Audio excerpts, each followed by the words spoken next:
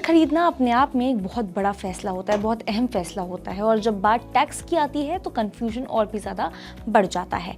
खासकर तब जब आपने पहले से ही कोई एक होम लोन लिया हो अपने किसी और घर के लिए, उसे चुका भी दिया हो और अब दूसरा होम लोन लेने की आप तैयारी कर रहे हो। सबसे पहले ये बात आपको समझ लेना ज़रूरी है कि इनकम टैक्स कानून कहीं भी ये नहीं कहता कि आप सिर्फ एक ही होम लोन पर टैक्स छूट ले सकते हैं। यानी अगर आपने पुराना जो लोन है उसे पूरी तरह चुका दिया है और अब नया लोन लेते हैं तो आप टैक्स बेनिफिट के लिए पूरी तरह से एलिजिबल भी हैं। देखिए, सवाल ये नहीं है कि कितने बार लोन लिया जा सकता है, सवाल ये है कि घर का इस्तेमाल कैसे हो रहा है और आप कौन सा टैक्स सिस्टम चुनते हैं। अब आते हैं असली मुद्दे पर। जब आप दूसरा घर खरीदते हैं तो सरकार आपसे दो बातें ही जानना चाहती है, जिसका जिक्र हम अभी कर चुके हैं। पहला कि क्या उस घर में आप खुद रह रहे हैं या फिर किराए पर दिया गया है, मतलब पर्पस क्या है घर खरीदने का। दूसरा, आप अपना जो पुराना टैक्स सिस्टम है वो चूज कर रहे हैं या फिर नया टैक्स सिस्टम चूज कर रहे हैं। इन्हीं दो सवालों के जवाब से ये तय होता है कि आपको कितना और किस तरह का टैक्स फायदा मिलेगा। अगर दूसरा घर किराए पर दिया गया हो तो पुराना टैक्स सिस्टम आपके लिए ज्यादा फायदेमंद होता है। किराए से जो भी आमदनी होती है उसमें से सरकार सीधे सीधे 30% खर्च जो है मान करके घटाने की इजाजत दे देती है, चाहे आपने असल में खर्च किया हो या नहीं किया हो। इसके बाद जो होम लोन का ब्याज है उसे पूरी तरह टैक्स से घटाया जा सकता है, यानी ब्याज की कोई ऊपरी सीमा नहीं होती है। अगर ब्याज ज्यादा है तो किराया कम है तो नुकसान भी हो सकता है और उस नुकसान को आप दूसरी आमदनी जैसे कि सैलरी है तो उसमें से साल में 2 लाख रुपए तक एडजस्ट कर भी सकते हैं। जो नुकसान बच जाता है वो अगले 8 साल तक आगे ले जाया जा सकता है।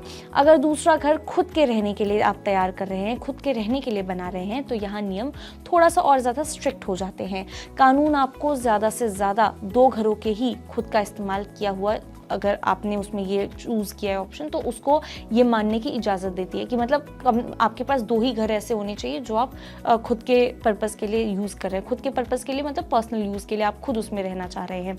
ऐसे में इन दोनों घरों के लिए जो होम लोन का ब्याज है वो मिला करके कुल जो सिर्फ 2 लाख रुपए तक का ही जो टैक्स है वो घटाया जा सकता है। ये सीमा दोनों घरों के लिए मिला करके होती है, अलग अलग नहीं होती। आप ये सोचें कि एक घर पे 2 लाख और दूसरे घर पे 2 लाख, ऐसा नहीं है। दोनों घरों को मिला करके ये सीमा है। अगर ब्याज इससे ज़्यादा है तो उसका जो फ़ायदा है उसी साल नहीं मिलेगा।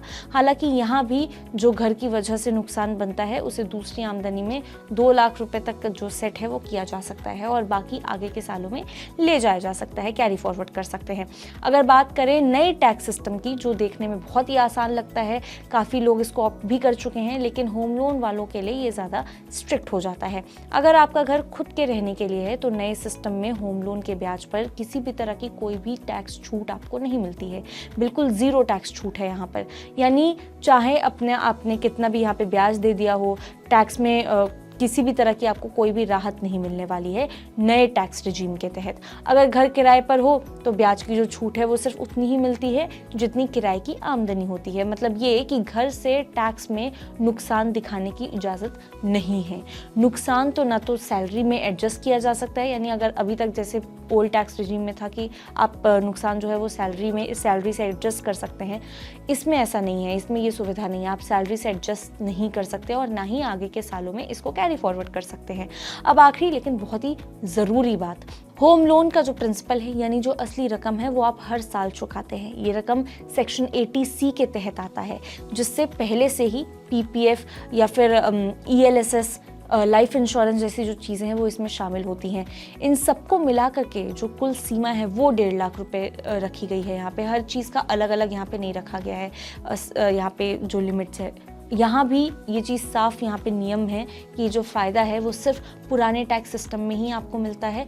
नया टैक्स सिस्टम में अगर आप चुनते हैं, अगर आप सोचते हैं कि आप नया टैक्स सिस्टम चूज़ करेंगे यहाँ पे, तो 80C का ये जो पूरा फ़ायदा है वो वहीं पे ख़त्म हो जाता है।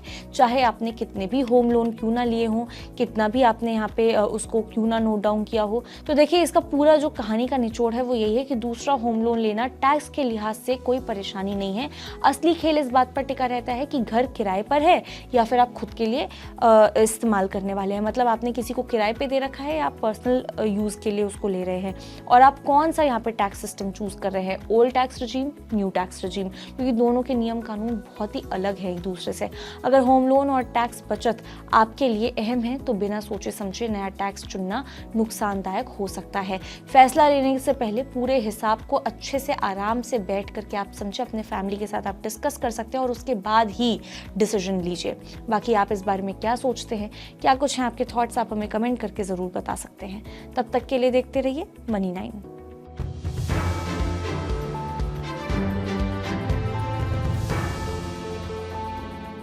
ग्लोबल संकेतों के दम पर कैसे खुलेंगे हमारे बाजार? क्या कह रही हैं खबरें और ब्रोकरेज रिपोर्ट्स? किन शेयरों में बनेगा पैसा? बाजार खुलने के बाद क्या खरीदें, किन शेयरों को करें पोर्टफोलियो से बाहर? कैसा रहा बाजार का दिन भर का कारोबार? कैसे तैयार करें कल के बाजार की स्ट्रैटेजी? इन सब सवालों के जवाब जानिए मेरे साथ ओपनिंग बज और क्लोजिंग बज में, इन वक्त पर सिर्फ मनी 9।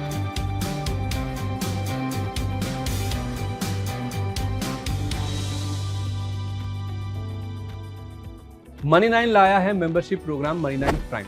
अब आपके दिमाग में कई सारे सवाल होंगे, मसलन आखिर क्या है ये मनी 9 प्राइम, आपके लिए यानी दर्शकों के लिए इसके क्या फायदे हैं, और एक बड़ा सवाल ये कि मनी 9 प्राइम से आखिर जुड़ना कैसे है। तो इसकी पूरी जानकारी हम आपको देने जा रहे हैं। मनी 9 प्राइम में 3 प्लान होंगे, इकोनॉमी, स्टैंडर्ड और VIP। तो फटाफट ज्वाइन कीजिए YouTube पर मनी 9 प्राइम। ज्वाइन करने के लिए मनी 9 के YouTube पेज पर जाइए, होम पेज पर मिलेगा ज्वाइन बटन, इसे क्लिक करें, अपनी पसंद का प्लान चुनें और बस हो गया, अब आप रहेंगे सबसे आगे।